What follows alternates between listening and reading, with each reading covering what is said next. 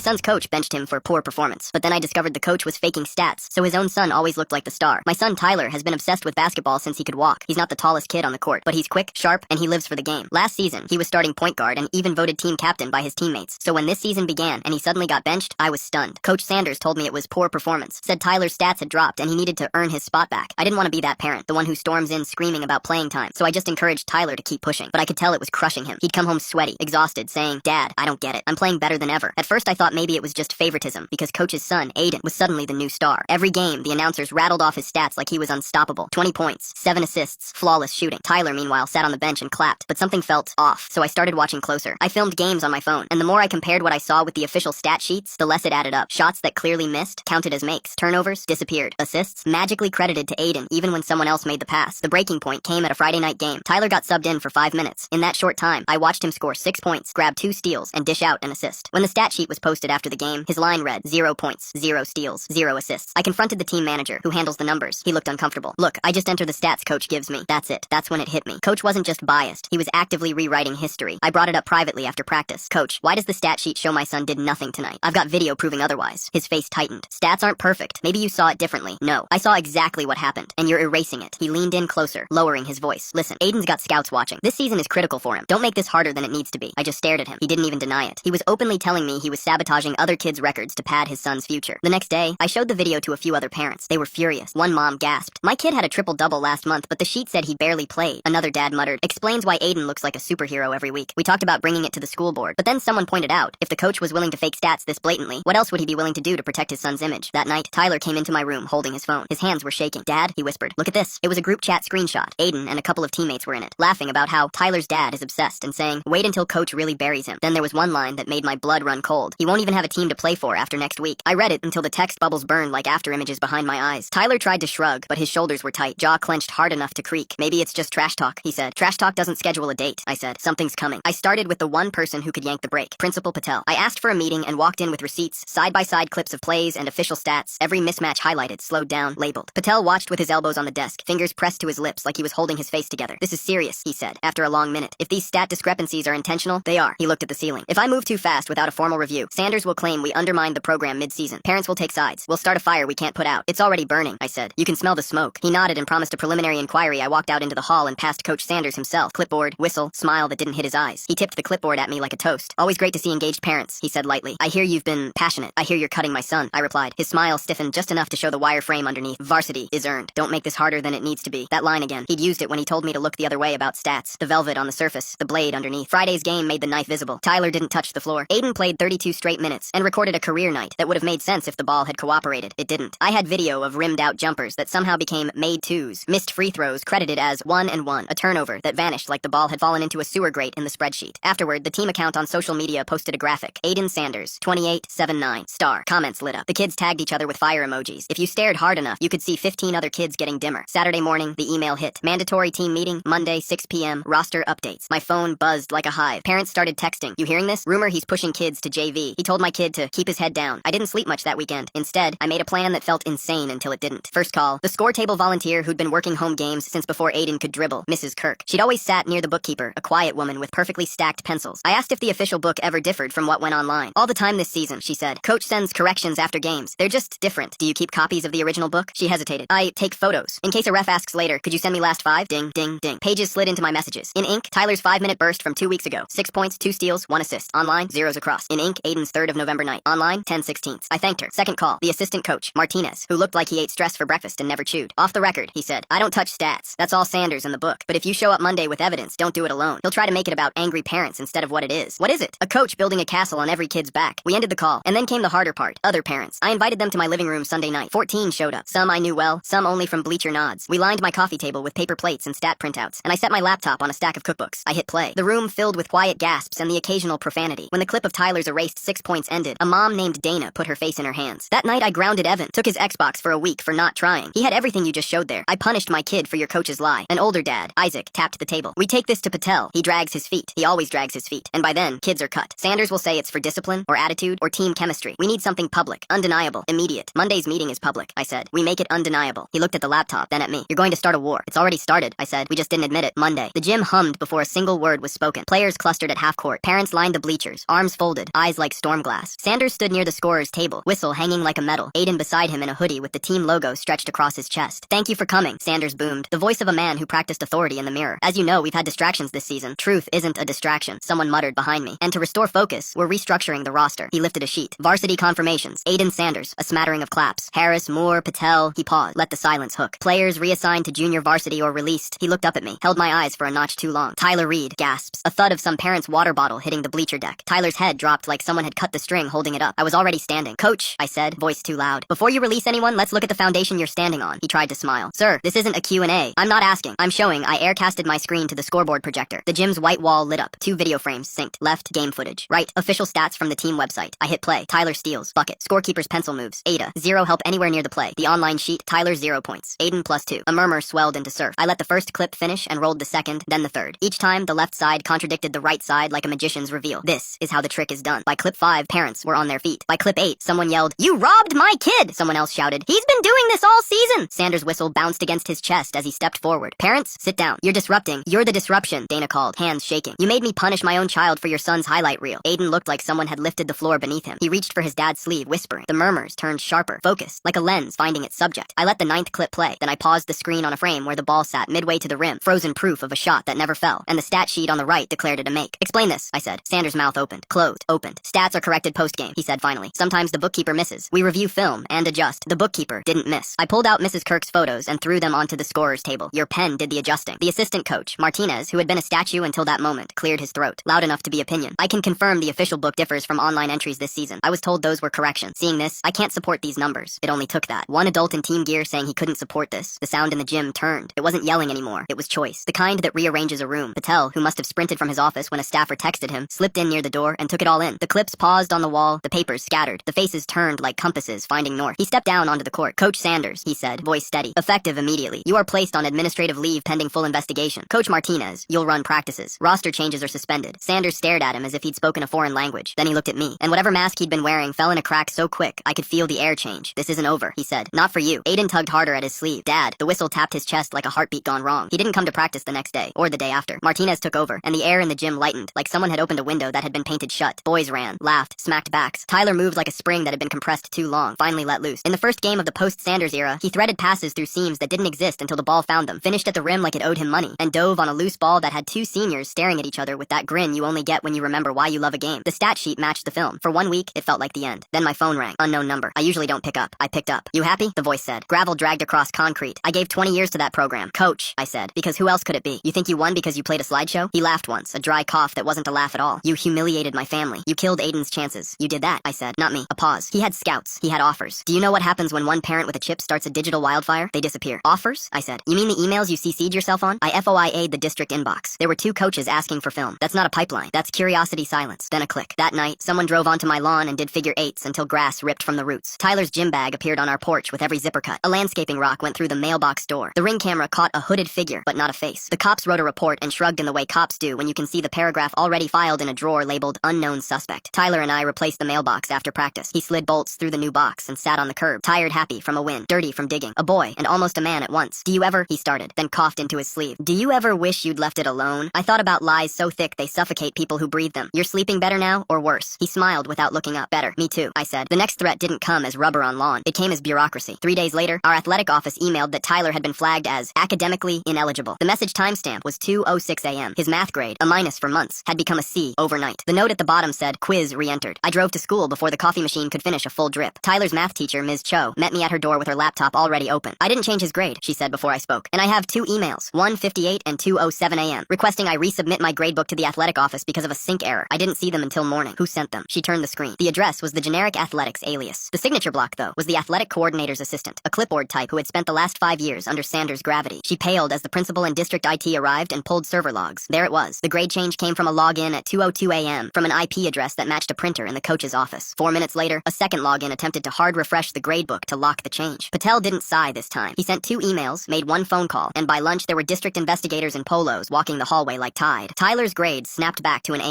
his eligibility restored. The athletic office assistant cried. She said she'd forwarded an email from someone she assumed was the coordinator because the address looked similar on her phone. The coordinator, summoned from another building, swore she hadn't touched a thing. The district IT guy flagged the coach's office account and, by late afternoon, disabled it with a note about policy violations. I didn't say Sanders' name. I didn't have to. What I did say was, there's a game tomorrow night. We'll be there. It was the kind of game where you feel the baseline of the crowd in your chest. A conference rival with banners older than some teachers. A student section that roared even during warm-ups. I sat with the parents who had refused to go quiet. Dana squeezed my hand hard enough to turn knuckles white. Isaac leaned over and said, keep your phone ready. Not for stats. For whatever comes next. What came next, surprisingly, was basketball. Pure. Tyler controlled tempo like he'd swallowed a metronome. Not flashy, just inevitable. When the other team hedged, he turned the corner. When they sagged, he hit the pull-up. He found cutters like he'd been given a map. Aiden sat 3 rows up in the stands with a hood over his head and his father's set jaw under it. And for once, nobody watched him. With 2 minutes left, tie game, our sophomore center slammed home a putback so emphatic, the backboard stanchion shuddered. Crowd detonated. On the next possession, Tyler jumped a passing lane he'd been baiting since the first quarter. Took 1 dribble and laid it in off glass. We won by 4. The story should end there. It almost does. But when the buzzer sounded and the hugs and the high fives started, a movement in the corner of my eye jarred the frame. Near the exit tunnel, a figure in a staff windbreaker stepped behind the official scorer and leaned over the book like he was checking a recipe. The scorer turned her head. He walked away. I recognized the way he walked before I recognized the man. Shoulders trying to be smaller than they were. Head tipped just enough to make eye contact optional. Sanders. In the building he'd been told to stay away from. The staffer who'd let him in looked like a rabbit when the Hawk's shadow passes. I decided then that whatever part of me enjoyed the chess of this fight had to shut off. The game was over. We'd won. This part needed locks, not speeches. I walked to the security office. The SRO, Officer Lewis, was watching the camera grid with the posture of someone who wished the chairs were less plastic. I pointed. That staff member is supposed to be on leave. He's in the tunnel. Lewis keyed his radio and moved. I followed. Not because I was needed, but because I wanted to see something end. They found Sanders near the loading doors, hands in his pockets like pockets could hide him. Lewis spoke softly, the way you do when you know volume doesn't equal control. Sir, you've been instructed not to be on premises during leave. You'll need to go. Sanders looked past Lewis to me, and for the first time, his eyes weren't hard. They were tired. You think he's better off? He asked. It took me a second to realize he meant Aiden. Without me? Yes, I said. If with you meant this. He nodded once, as if some muscle in his neck had finally accepted a message it had been blocking for months. He let Lewis escort him out. The district's investigation concluded the following week. The report used polite words stacked like sandbags. Procedural irregularities, post-event alterations without authorization, misuse of district credentials, breach of athletic integrity. The recommendation was unambiguous. Termination for cause, bar from district athletics, referral to the State High School Association for sanction. The board voted unanimously. Patel announced it in a measured voice over the morning PA to staff, and the kids found out anyway because kids always do. The team met in the locker room. Martinez stood in front of them with a whistle he wore like a borrowed thing and said, "We're going to practice now." They did. Parents asked me if I'd sue. I said no. I wasn't interested in money. There are some holes you can pour money into and it never fills the right space. I wanted a wall built where a door had been. The report was a wall. There are still loose ends. There always are. Some families stopped making eye contact with me in the parking lot, not because they disagreed, but because it's easier to look away from a fire than admit you warmed your hands on it while someone else burned. Aiden transferred schools at semester. The rumor mill said his new coach was strict, fair, didn't care about old press clippings. I hope that's true. I hope the boy gets to play the game honest and find out who he is without anybody painting around the edges. Tyler sleeps now. That's my metric. He comes home from practice sore and happy, eats like a vacuum, knocks out on the couch with film on his phone and a dog asleep on his ankle, and I carry him, no, not carry, help him, to bed because he's taller than me now. And when did that happen? At the last home game of the regular season, the school held senior night. They did it for all the seniors, but the gym also needed something it hadn't had in months, a clean breath. The band blared. Cheerleaders spelled things with their arms. Parents walked their kids to half court and smiled for photos lit unevenly by gym lights that buzzed like tired bees. Before tip, Patel took the mic. He's not a showman, and I mean that as a compliment. He cleared his throat, and the band quieted like a dimmer switch. We've had a difficult season, he said. We've also had a courageous one. Athletics should teach character, not bend it. We are grateful for the students who keep showing up, for the families who hold us accountable, and for the staff who choose the harder right over the easier wrong. He didn't look at me, but he didn't need to. Let's play. They did. They won by 12. Tyler finished with 15 points and 11 assists that belonged to him, to the kid who made the pass, to the kid who caught it, to the scoreboard that told the truth without someone whispering in its ear. When the horn sounded, the student section poured down, and for a long minute, it felt like a movie that earned its swell. After, when the gym was almost empty, I stood at the top of the bleachers and watched the floor get swept. Martinez laughed with the custodian. The scorer packed her pencils. Patel gathered discarded programs. These people had gone through something and then kept going. That matters more than anything we post online. On the way out, we passed the trophy case. Most days I don't notice it. Tonight I did. Fingerprints smudged the glass. The district had wedged a photocopied statement next to last year's regional plaque. Statistical reporting protocols. Effective immediately. It was dry as toast and perfect. It told the future what the past had taught. In the parking lot, under sodium lights that turn everything the color of old photos, Tyler tossed me the ball and said, "1-on-1 to the car? Loser has to carry the gear?" I asked. He grinned. Deal. We played in the kind of shoes you shouldn't play in and the kind of air that smells like winter holding on. He beat me on a crossover he learned from YouTube and made his layup with a flourish he didn't need. I fouled him softly and pretended I didn't. He called it. I argued. We laughed. The echo bounced off the brick and came back a little softer, which is how echoes work and how life should too if you do it right. At home, he fell asleep on the couch the way he's been falling asleep since he was 5, half on a pillow, half on the remote, one sock missing. I set an extra blanket over him, walked to the porch, and looked at the new mailbox, the faint tire scars in the grass, the security camera's little blue LED blinking like a lighthouse for a harbor that finally had fewer rocks. In the morning, the team's social post went up. Not a graphic with flames around one kid's head, not a curated list of elite numbers, just a photo of a huddle with sweaty foreheads and goofy smiles, and the caption, "We found our game again." Comments below, hearts, thumbs up, names tagged, plans made for the next round. I turned off notifications and poured coffee. People will tell you sports build character. Maybe. Sometimes they only reveal it. This season, they did both. both. A man tried to bend the numbers until the truth looked like a trick mirror, and a bunch of teenagers, backed by a few parents who refused to wink at the lie, dragged the mirror back to flat. There's no statue for that outside the gym. There shouldn't be. The reward is quieter and better. A scoreboard that tells the truth, a box score that matches the film, a boy who sleeps, a game that belongs to the kids again, and a season that ends not with a headline, but with a gym key turning, lights clicking off one by one, and the knowledge that when it counted, we kept the lines straight.